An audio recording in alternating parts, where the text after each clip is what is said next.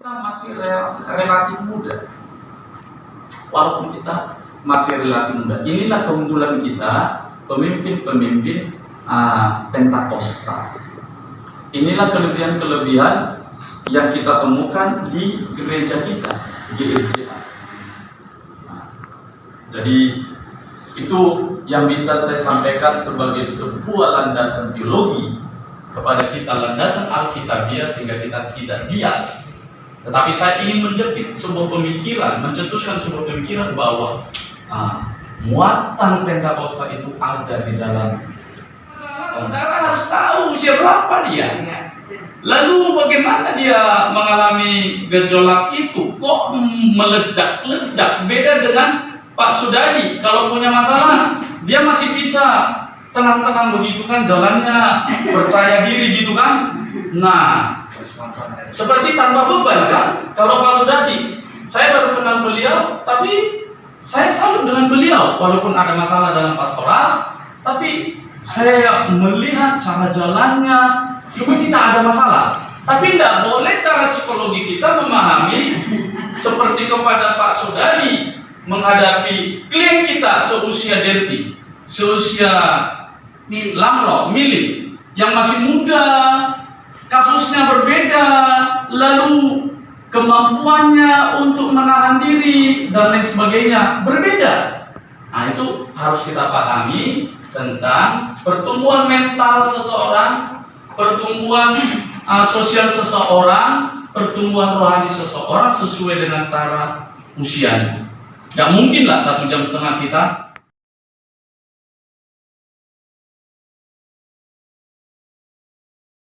Poin 2 ini, poin 3 ya orang udah baca selesai gitu ya. Karena otak kita jauh lebih bisa menangkap sesuatu yang sifatnya menyentuh perasaan. Kalau informasi belum bentuk berita agak susah. Makanya sebagian besar Alkitab isinya adalah cerita. Siapa yang tahu cerita tentang Nabi Nuh? Udah tahu karena cerita, karena itulah kita di modelnya seperti ini. Cerita. Ini hanya contoh-contoh.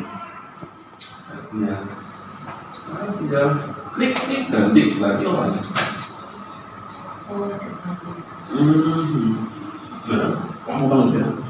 Jadi saya bisa merasakan apa yang Bapak Ibu rasakan kalau misalnya dalam keadaan-keadaannya seperti itu.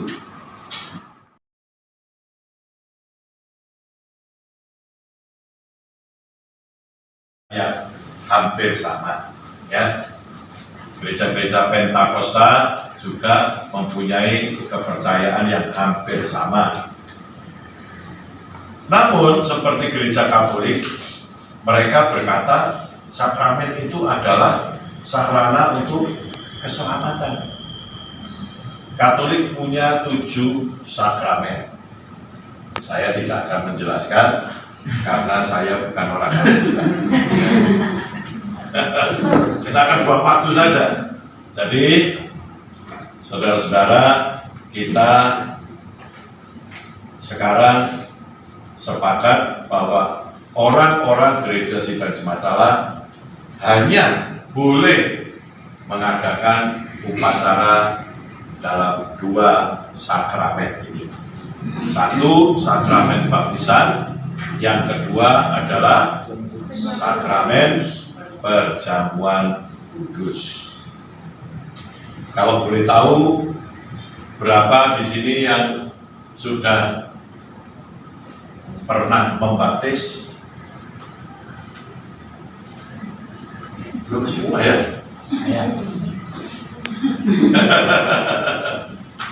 Oke, yang pernah melayani perjamuan kudus? Oh, lebih banyak ya.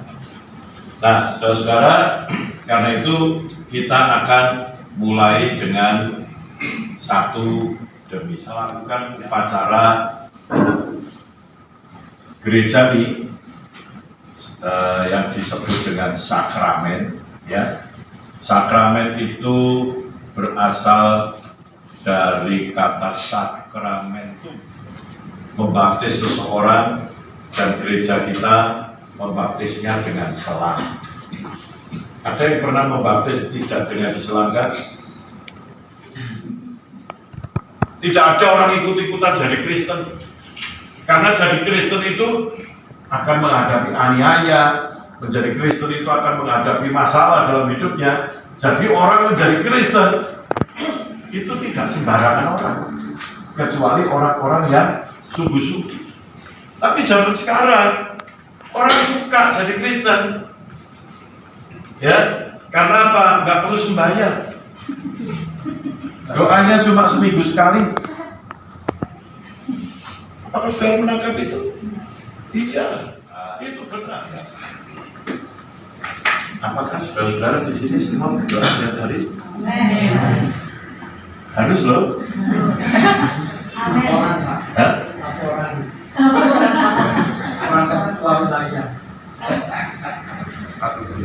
Satu bulan sekali lah. Kalau di tempat kita setiap hari. Jadi bagi pendeta berdoa itu bukan disiplin yang boleh iya, boleh tidak. Bagi pendeta berdoa itu adalah keharusan. Apalagi kalau saudara berkhotbah setiap minggu, saudara harus berdoa. Kalau tidak berdoa setiap hari, minggu undang orang. Ya, jangan berkhotbah. Nah, ini yang harus, yang prinsip, ya, puji-pujian. Jadi jangan walaupun singkat, tapi jangan asal datang jempol gitu. Pujian. Kemudian ada doa, ya. Dan nah, kalau membaptis bisa satu orang, bisa dua orang, ya. Cara membaptis pun zaman sekarang kreatif sekali.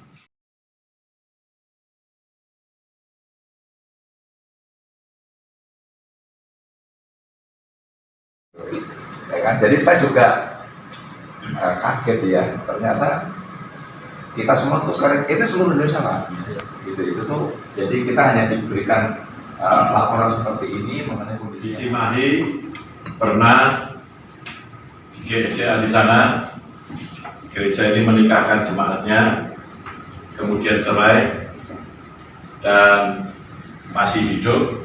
Kemudian salah satu barangkali keluar dari gereja, yang satunya yang masih ada di gereja, kawin lagi, dinikahkan lagi di sini. Ya, itu pendeta dapat peringatan keras. Konfliknya selesai. Konfliknya hilang. Mantap.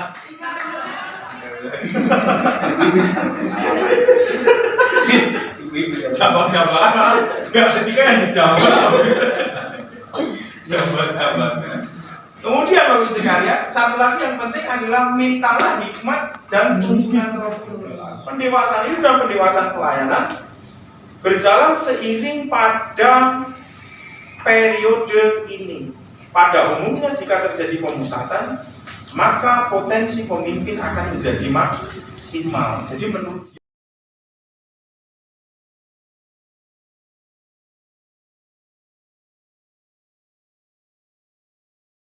ada satu hal yang esensial yang menyebabkan kita harus menyambut masa depan dengan model pendekatan yang berbeda. Nah, pendekatan yang berbeda itu tidak bisa dari DPD, hanya sifatnya pemberitahuan. Wah Pak, kalau begitu banyak pendeta akan menjual asetnya, saudara-saudara. Nggak usah nunggu nanti, ya sebab sekarang juga banyak yang dijual-jual kita nggak tahu kan. Ya daripada begitu, saudara kan lebih baik halal-halal aja jalannya. Ya ada juga yang bikin yayasan, kami punya yayasan sama, tempat saya juga ada yayasan. Karena kita mau buka sekolah, mau buka PAUD kan perlu yayasan, akhirnya bikin yayasan. Itu karena saudara hanya mimbar itulah yang tidak bisa dirubah. Seperti ya, yang lain boleh mau rubah. Mimbar jangan coba-coba sentuh. Karena di situ kekuasaan pendeta. Jadi kalau mimbarnya boleh dirubah, kemungkinan besar pendetanya rendah hati. Jadi makin kecil nyumbangnya, makin rendah hati lah, saudara-saudara. Berbahagialah mereka yang tidak punya uang dan hanya punya itu saja, saudara. Jangan disebut rendah hati. Ya, kenapa banyak belajar lagi? Makanya sungguh-sungguh percayalah, kalau saudara sungguh-sungguh, Tuhan bayar saudara. Tuhan nggak pernah utang. Saudara betul-betul percaya bahwa Tuhan itu maha adil, Dia itu maha adil. Kau kerja dengan sungguh-sungguh, Tuhan itu kembalikan sama saudara apa yang saudara.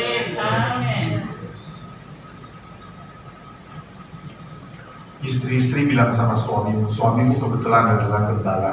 Kalau misalnya kebetulan dia adalah gembala, ngomong baik-baik, Pak. Mulai sekarang khotbahmu harus tambah baik. Khotbahmu harus tambah menyegarkan. Khotbahmu harus bisa disukai oleh orang. Pokoknya sampai tua kita, ya, khotbahmu harus makin terus.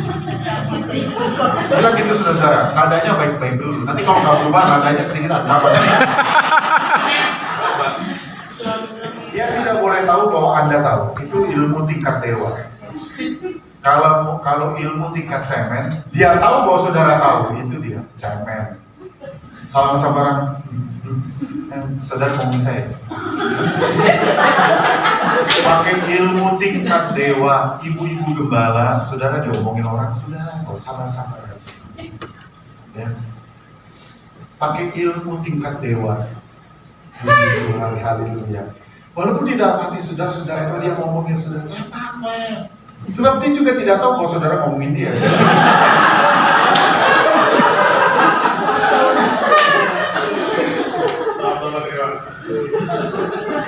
Dewa ketemu dewa. Istri saya bilang begini, dia ngomongin kamu tuh nggak apa-apa. Atau kita juga ngomongin dia maksudnya. Terima aja, terima nggak apa-apa. Saya hidup ini tidak mau terlalu susah. Jadi gini, saudara bisa ngomongin saya di belakang saya, tetapi saudara tahu nggak tipe saya itu, nggak, saya tidak mau puji diri saya sendiri, karena hanya itu caranya saya untuk menyelamatkan diri saya. Saya mau bahagia dengan apa yang di depan saya. Ngerti kan? Jadi kalau kita ketemu lalu saudara senyum bahagia, saya tahu bahwa saudara itulah saya percaya. Saya tidak percaya dengan yang di belakang saya. Di mana saudara-saudara ngomongin saya ya, dia sih tahu apa? Gitu. Saya nggak akan ingat-ingat yang seperti itu. Saya ingatnya di depan saya ketika saudara senyum gitu. Kenapa saudara? Itu yang membuat hati saya bahagia. Coba kalau saudara mikirin orang ngomongin saudara, bisa tidur? Nggak bisa tidur. Memangnya saudara bisa kontrol dia untuk tidak ngomongin saudara? Akan saudara. Jadi jangan hidup itu di bawah susahnya sampai beratnya, seolah-olah tiada akhir lagi bagi saudara. Sudahlah, ya. Banyak orang ngomongin kita tidak apa-apa. Kita ini hamba Tuhan. Makanya kalau kau tidak siap jangan jadi hamba Tuhan. Jadi hamba Tuhan itu saudara harus siap untuk disalah tanggapi. Yang penting hati saudara jujur dan benar. Ya kan? Saudara tahu kan? Semua jemaat yang sudah tinggalkan saudara hari ini pindah ke gereja lain, itu adalah buah daripada doa saudara. Tuhan dijawab doa saudara. Waktu dijawab sama Tuhan, saudara, jangan Tuhan, ya karena Tuhan menunda. Karena Tuhan menunda, lalu dia agak baik begitu ya. Jadi berubah agak baik. Jadi waktu dia pindah, saudara nyesel, betul dulu dia pindah ya. Ada 3 tahun yang lalu saudara berdoa di hadapan Tuhan, Tuhan nyangkal dia. Jadi saudara lupa dengan doa saudara, hanya Tuhan gak lupa. Jadi waktu itu terwujud, saudara bilang, kenapa Tuhan bisa terjadi? Kan kamu yang minta. Jadi orang yang meninggalkan kita sebenarnya jawaban doa kita. Bilang ke sebelah saudara, ternyata jawaban doa.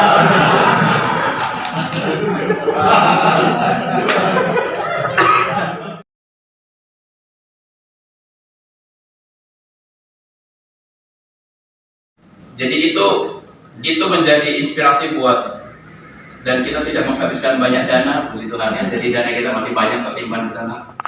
Itu aja Pak Ketua, program kita hampir semua terlaksana. Cuma ada satu yang dua tidak terlaksana karena itu melibatkan Zoom online. tidak diperbolehkan. Ada di situ kata tidak sesuai dengan tujuan pengembangan. Lalu kita tanya berikutnya, apa yang dimaksud dengan dana pengembangan SDM?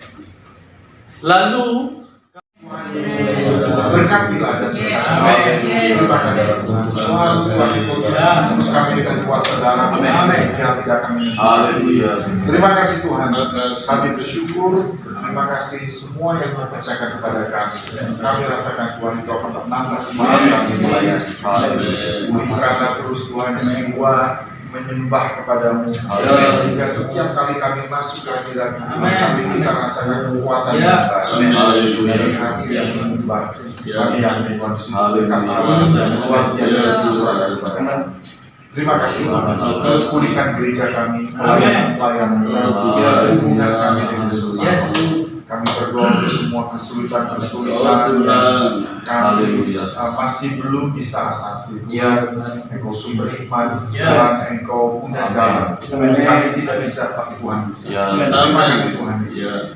Kami serahkan seluruh kehidupan kami dalam tangan-Mu. Perjalanan kami juga Tuhan masing-masing. Kalau hari ini maupun besok kami kembali ke rumah kami masing-masing. Berkat-Mu turun di atas kami. Terima kasih Tuhan.